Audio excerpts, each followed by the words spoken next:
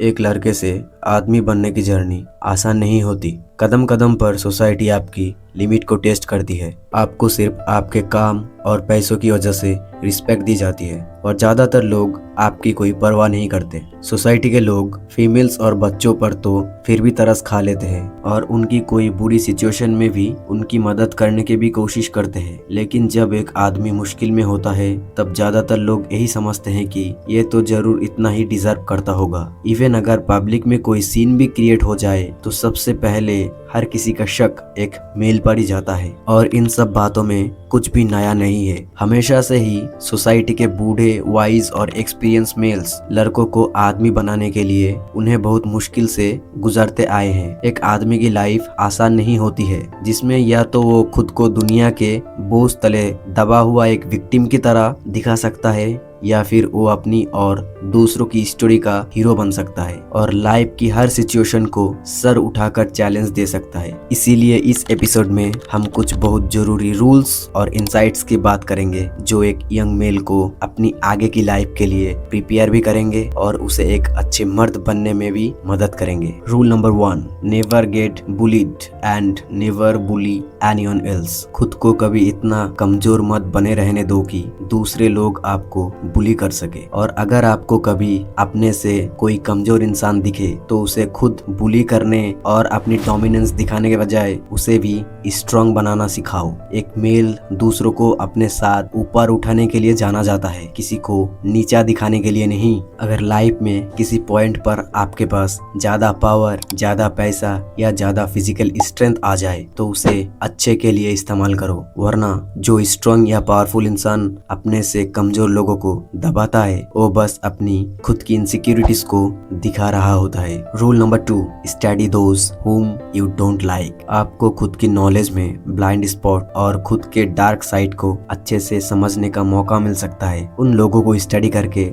जिनसे आप किसी बात पर एग्री नहीं करते, जिन्हें आप अपना दुश्मन समझते हो या फिर जिस इंसान की बात करने पर ही आपको गुस्सा आता है। कार्ल जंग हमेशा बोलते थे कि जब भी कोई इंसान आपको इरिटेट करता है तो वो चीज उसके बारे में कम और आपके बारे में ज्यादा बताती है। Rule number 3, read books but not too much. Books पढ़ने से आपको बेसिकली बहुत ही ड्राइव और टेस्ट मिल सकती है बिना किसी रियल लाइफ रिस्क के। हाउएवर बुक्स को बैलेंस करना रियल लाइफ एप्लीकेशन से ये चीज बहुत से मेल्स मिस कर देते हैं। कोई मेल्स बस बुक को रीड करने की एडवाइस देते हैं और कोई बुक्स को इग्नोर करके खुद ही पूरी दुनिया को एक्सप्लोर करने की चाहत में अपने आप को जरूरत से ज्यादा मुश्किलों में उलझा लेते हैं। इसीलिए दोनों साइड को बैलेंस करो। क्लासिकल बुक्स को रीड करो और फिर उस नॉलेज को अपने रियल लाइफ में अप्लाई भी करो।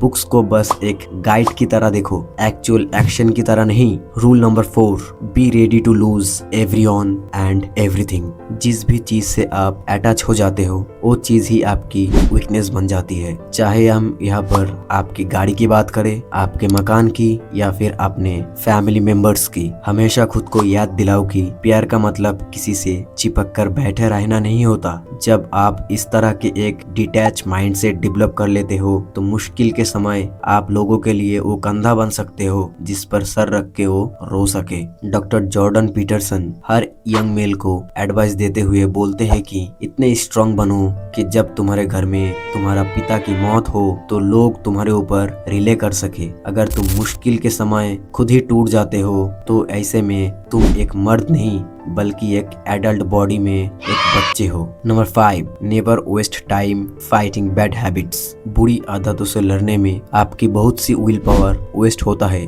साइंस और स्पिरिचुअलिटी इस बात पर एग्री भी करते हैं कि खुद की इस आदतों को बदलने का बेस्ट तरीका है अपनी बुरी आदतों को डायरेक्टली नहीं बल्कि इनडायरेक्टली ट्रीट करना, नए और हेल्दियर हैबिट्स को डेवलप करके। जैसे स्मोकिंग छोड़ने के लिए डायरेक्टली अपनी सिगरेट की टेम्पटेशन के साथ मत लड़ो बल्कि बस एक हेल्दी लाइफ जीना, लॉन्ग टर्म गोल्स बनाना और एक्सरसाइज करना शुरू करो। इस तरह के चेंजेस के साथ आपकी स्मोकिंग की जरूरत खुद ब खुद कम होने लगेंगी। Rule number 6, learn to be joyful in aloneness. खुद के साथ अकेले रहने से आपको ये पता चलता है कि दूसरे लोग आपकी कंपनी में कैसा ऐसा फील करते होंगे। जब तक कोई इंसान अकेले रहना नहीं सीख पाता तब तक वो अपनी खुशी दूसरों में से ही ढूंढते रहता है और वो कभी भी मैच्योरिटी हासिल नहीं कर पाता। इसीलिए अगर आप ये चाहते हो कि दूसरे लोग भी आपकी प्रेजेंस में एंजॉय करें और आपको हमेशा याद रखे,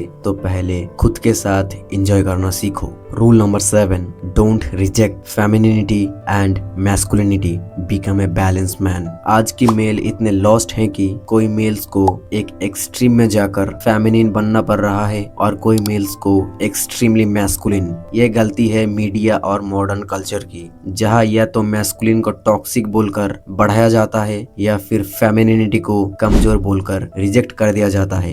इसी वजह से मेल्स को ये पता ही नहीं है कि उसकी असली ताकत मैस्कुलिनिटी या फेमिनिनिटी में नहीं बल्कि दोनों के बैलेंस में है।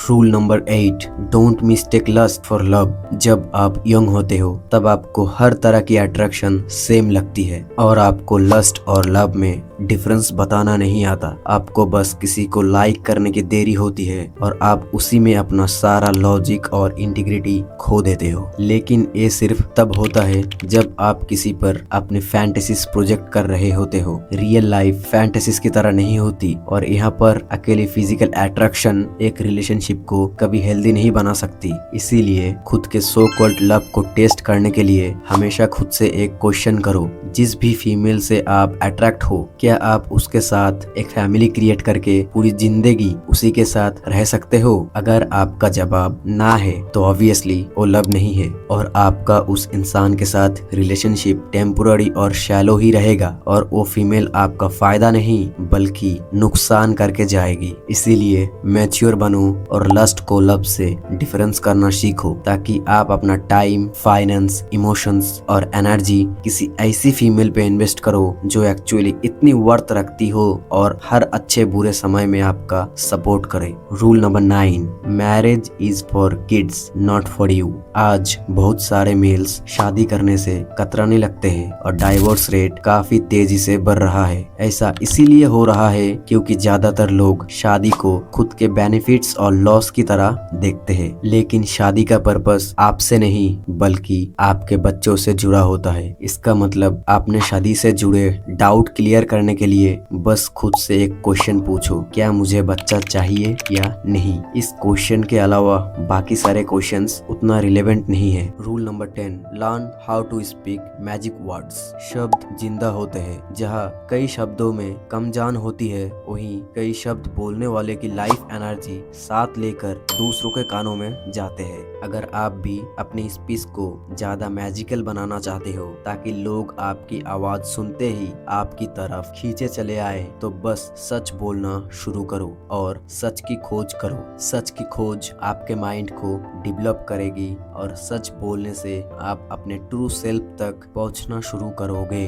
Rule number 11, porn makes you weak and slave. सीधी सी बात है, सिर्फ ऐसा काम ही करो जो आपको स्ट्रॉन्ग और वाइज बनाए, ना कि वीक और बेवकूफ। पॉर्न सीधा सीधा आपको मास्टरबेशन की आदत लगवा देता है, आपको सेक्स का एक झूठा आइडिया देता है, आपको बार बार अपनी एनर्जी रिलीज करने पर मजबूर कर देता है और इसे आपका माइंडसेट डीपर स्पिरिचुअलिटी या हायर नॉलेज तक पहुंच नहीं पाता है। आपकी एनर्जी ये पता करने में नहीं लगती है कि सच की प्राप्ति कैसे होगी, बल्कि आपकी सारी एनर्जी वेस्ट हो जाती है सेक्स के ख्यालों में, सेक्स के खोज में और सेक्स की बात और सेक्स करने में। इसीलिए अगर आप अपनी लाइफ को बर्बाद नहीं करना चाहते तो पॉर्न से दूर रहो। Rule number 12, you choose your queen. ये लग्जरी सिर्फ मेल के पास होती है। किसी भी पार्टनर को चुनते समय एक मेल एक फीमेल की ब्यूटी और यूथफुलनेस को देखता है और एक फीमेल एक मेल की कॉम्पिटेंसी, उसकी सोसाइटल वैल्यू और उसके कैरेक्टर स्ट्रेंथ को देखती है। जहाँ ब्यूटी और यूथफुलनेस टाइम के साथ साथ कम हो जाती है, वही सोसाइटल वैल्यू और strength of character as usually time और एज के साथ बढ़ते हैं। इसी वजह से एक सर्टेन एज के बाद फीमेल इतना चूजी नहीं बन पाती जितनी वो अपनी यूथ में थी। लेकिन एक मेल मेहनत करके और हर पॉसिबल वे में डेवलप करके एक हाई वैल्यू फीमेल को अट्रैक्ट कर सकती है। यही रीजन है कि एक फीमेल्स की मीटिंग अपॉर्चुनिटीज टाइम के साथ साथ कम हो जाती है, जबकि मेल्स की मीटिंग अपॉर्चुनिटीज टाइम के साथ साथ बढ़ती है। मिलते हैं तुमसे नेक्स्ट वीडियो में।